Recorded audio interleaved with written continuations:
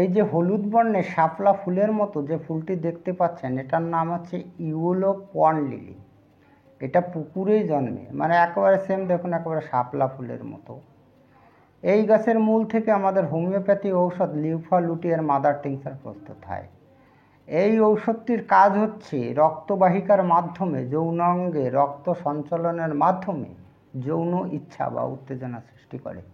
সুতরাং এটি একটি যৌন উত্তেজক ঔষধ। যাদের সঙ্গমের ইচ্ছা একেবারেই কম, বীর্য তরল, ধ্বজভঙ্গ, মলমূত্র ত্যাগ করার সময় অসাড়ে বীর্যপাত হয়, তাদের ক্ষেত্রে ঔষধটি অমৃত তুল্য। একটু সহজ করে বলে দিই, যৌন রোগের ক্ষেত্রে এই ঔষধটি কিন্তু বিশেষভাবে ফল দেবে। এবার এই ঔষধটির কাজটা কি সেটা একটু সহজভাবে বুঝে নিন। আমাদের রক্ত যে পথে যায় সেটাকে বলা হয় রক্তবাহিকা। সেই যে রক্তবাহিকা, সেই রক্তবাহিকার মধ্যে দিয়ে যৌন অঙ্গে কিন্তু রক্ত চলাচল বাড়ায়। এই ওষুধটি যদি কাউকে খাওয়ানো হয় তাহলে এটাই ঘটবে, যৌন অঙ্গে রক্ত সঞ্চালন বাড়ায়। এবার যৌন অঙ্গে যখনই রক্ত সঞ্চালন বাড়বে তখনও কিন্তু যৌন ইচ্ছা বা উত্তেজনার সৃষ্টি হবে।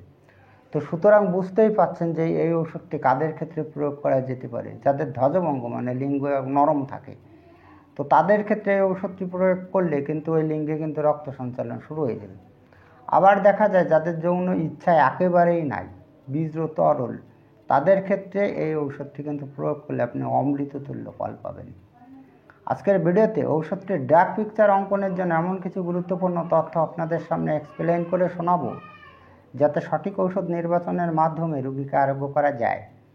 ভিডিওটি ভালো লাগলে লাইক, কমেন্ট, শেয়ার করবেন এবং আপনি যদি এই চ্যানেলে নতুন এসে থাকেন তাহলে চ্যানেলটিকে সাবস্ক্রাইব করে রাখবেন পরবর্তীতে নতুন ভিডিওর নোটিফিকেশন সবার আগে পাওয়ার জন্য। এবার আমাদের এই লিউফালুটিয়ার মাত্র 4টি প্রধানতম লক্ষণ রয়েছে। ঔষধ নির্বাচন করতে এগুলোর গুরুত্ব অপরিসীম, তাই আপনাদের কাছে আমি রিকোয়েস্ট করব আপনারা ভিডিওটি না টেনে যদি এই 4টি প্রধানতম লক্ষণ একটু মনোযোগ দিয়ে শোনেন তাহলে কিন্তু রোগীর জন্য সঠিক ঔষধ নির্বাচন করতে খুবই সুবিধা হবে।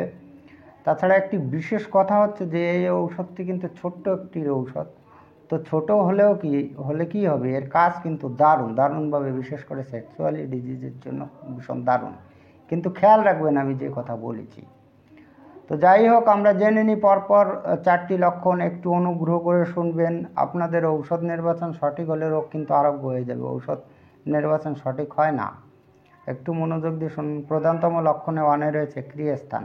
ক্রিয়াস্থান মানে এই ঔষধটি কোথায় কোথায় কাজ করে। জননযন্ত্র ও স্নায়ুর উপর ঔষধটির প্রধান ক্রিয়া। জননযন্ত্র তো চেনে নি, আর স্নায়ুর কেন্দ্রস্থল হচ্ছে মস্তিষ্ক। মানে যৌন রোগীদের যখন প্রচণ্ডভাবে যৌন রোগে আক্রান্ত হয় তখন স্নায়ু অ্যাটাক হয়ে যায়, তা সেই ক্রিয়াও করে, তখন ব্রেনে এলোমেলো কাজ করে। তো আমরা জেনে নিলাম যে 2টি জায়গার উপর এটার প্রধান ক্রিয়া। সুতরাং এই সমস্ত জায়গায় যদি কোনো রোগ ব্যাধি হয় তাহলে সেই ক্ষেত্রে আমরা কিন্তু ওষুধটির কথা নির্বিঘ্নে ভাবতে পারি। প্রধানতম লক্ষণ নাম্বার 2, পাকস্থলী। বেদনাবিহীন পাতলা দুর্গন্ধযুক্ত বাহ্য, ভোরের দিকে বৃদ্ধি পায়। টাইফয়েড জ্বরের সঙ্গে উদারময়। একটু খেয়াল করে শুনুন, একটা লক্ষণের সাথে আর একটা লক্ষণ যুক্ত থাকে। এবার এগুলো জানার দরকার, ভীষণ প্রয়োজন। এই যে পাকস্থলীর এই ব্যবস্থাটা, পাকস্থলীর এই বিষয়টা, এই লিউফালুটিয়া রুগীদের প্রায় কিন্তু এই পাতলা দুর্গন্ধযুক্ত বাহ্য হয় এবং এটা কিন্তু সকালবেলা ভোরের দিকে বৃদ্ধি পায়। আর একটা বিষয় হচ্ছে যে লিউফালুটিয়ার যদি রুগী হয়ে থাকে তাহলে তাদের কিন্তু টাইফয়েড জ্বরের সময় উদারময় হবে। এই লক্ষণটি একটা সাধারণ লক্ষণ নয়। আপনি ভেবে দেখুন, টাইফয়েড জ্বরের সময় রোগীদের কিন্তু কনস্টিপেশন দেখা যায়, প্রায় রোগীর ক্ষেত্রে দেখা যায়। কিন্তু লিউফালুটিয়ার যদি রুগী হয়ে থাকে তাহলে তাদের টাইফয়েড জ্বরের সময় কিন্তু উদারময় দেখা দেবেই। আপনি রোগীর কাছে 5 হিস্টোরি নিলে পেয়ে যাবেন। সুতরাং যদি এই ঘটনাটি জানতে পারেন কোনো যৌন রোগের ক্ষেত্রে যে তাদের টাইফয়েড জ্বরের সময় তাদের পাতলা পায়খানা বা উদারময় হয়, তাহলে কিন্তু লিউফালুটিয়ার কথা ভাবতে পারেন। একটা সিম্বল কিন্তু পেয়ে গেলেন ঔষধটি প্রয়োগ করার জন্য।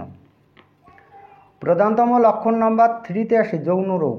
মনোযোগ দিয়ে শুনবেন, এই যৌন রোগের কী লক্ষণ আছে, কোন লক্ষণের উপর ভিত্তি করে আপনি ঔষধ নির্বাচন করবেন। প্রথম কথা হচ্ছে লিঙ্গ ভিতরের দিকে ঢুকে থাকে। যদি লিউফালুটিয়ার রুগী হয়ে থাকে, মানে পুরুষ যদি হয়ে থাকে, তাহলে কিন্তু আপনি তাদের এই ঘটনা পাবেন।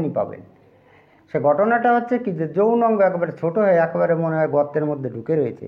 মানে কীরকমটি মনে হয়, একটা গর্তের মধ্যে ইঁদুর ঢুকে যদি মুখটা বের করে থাকে যে অবস্থাটি সৃষ্টি হবে, এই লিফালুটিয়ার পুরুষদের যৌনাঙ্গের অবস্থা ঠিক ওই রূপ হবে। যদি আপনি এই লক্ষণটি কোনো যৌন রোগীদের ক্ষেত্রে দেখেন বা পান, তাহলে চোখ বন্ধ করে লিফালুটি একবার প্রয়োগ করে দেখুন রোগ আরোগ্য হয় কিনা। এবার তার সঙ্গে সঙ্গে আরও কিছু জানতে হবে। দেখুন, আমরা জেনে নিই, সঙ্গম ইচ্ছা সম্পূর্ণ অভাব, মানে সঙ্গমের একদমই ইচ্ছা থাকে না এই লিফালুটিয়া রোগীদের। যৌনাঙ্গ শিথিল মানে নরম হয়ে যায়, ধ্বজভঙ্গ যেটাকে বলা হয়। বীর্য তরল, বীর্য পাতলা হয়ে যায়। মলমূত্র ত্যাগ করার সময় অশরীরে বীর্যপাত হয়। অন্ডকোষে ও লিঙ্গে বেদনা ইত্যাদি উপসর্গে কিন্তু অব্যর্থ ফল দেয়। হোমিওপ্যাথিতে কোনো ঔষধ অব্যর্থ এ কথা বলা যাবে না, বলা যাবে কিন্তু লক্ষণের পরিপ্রেক্ষিতে। যদি কোনো রোগীর যদি এই মেইন লক্ষণটা পান, এটাকে সিদ্ধিপ্রদ লক্ষণটা বলা উচিত। সেটা হচ্ছে যৌন যন্ত্রটি অর্থাৎ লিঙ্গটি যেন ভিতরের দিকে ঢুকে থাকা চাই। তবে সেই যৌন রোগে আমি যেগুলো বললাম, বীর্যতরল, ধ্বজভঙ্গ, অন্ডকোষে ও লিঙ্গে বেদনা, আর সঙ্গম শক্তির ইচ্ছা কম বা যৌনাঙ্গ শিথিল, এই সমস্ত সমস্যা যদি থাকে, তার সঙ্গে মেইন লক্ষণ বা প্রধানতম লক্ষণ যৌন যন্ত্রটি অর্থাৎ লিঙ্গটি ভিতরের দিকে ঢুকে থাকতে হবে, তাহলে সেই ক্ষেত্রে আপনি কিন্তু অব্যর্থ ফল পাবেন। এটাই হচ্ছে এই অব্যর্থ কথাটার বলার তাৎপর্য। প্রধানতম লক্ষণ নাম্বার 4-এ আসি, ঔষধের শক্তি ও ডোজ। মাদার টিংচার ও শিক শক্তি অধিক কার্যকরী। যে সমস্ত ডক্টর বাবুরা এই লিফালুটিয়া ঔষধটি ব্যবহার করে চমৎকৃত হয়েছেন, তারা দেখেছেন এই দুটি শক্তি অধিক কাজ করে। এবার যদি আপনি মাদার টিংচার ব্যবহার করতে চান, তাহলে 5 ফোঁটা করে আপনাকে ডোজ নিতে হবে, দিনে 3 বার, প্রয়োজন হলে আপনি 4 বারও ব্যবহার করতে পারেন। আর যদি শিক শক্তি নেন, এটা হচ্ছে সেন্টিসেমেল পোটেন্সির ঔষধ, এটা কিন্তু আপনাকে সূক্ষ্ম মাত্রার ডোজ হিসাবে ব্যবহার করতে হবে। এবার সূক্ষ্ম মাত্রার ডোজ বলতে হ্যানিম্যানের নীতি অনুসারে সূক্ষ্ম মাত্রার ডোজ। একজন বললো 10 ফোঁটা করে নেন, সেটা কিন্তু তার মতামত, হ্যানিম্যানের মতামত নয়। হ্যানিম্যান কিন্তু 1 ফোঁটা বা 2 ফোঁটাকে সূক্ষ্ম মাত্রার ডোজ কোথাও বলেনি, কোনো বইতেও বলেনি, আমার লাইফে আমি কোনো বইতে দেখিনি, আর আপনিও আশা করি খুঁজে পাবেন না। এবার সূক্ষ্ম মাত্রার ডোজ বলতে স্যার হ্যানিম্যান কতটা পরিমাণে ঔষধকে বুঝিয়েছেন, এটা যদি এক কথায় বোঝানো যেত, আপনাদের এইখানে আমি বলে দিতাম, সেটা এক কথায় বোঝানো যাবে না। এবার এই সম্পর্কে যদি আপনি বিস্তারিত তথ্য জানতে চান, তাহলে এই চ্যানেলের 18 নং ভিডিওটি দেখতে পারেন।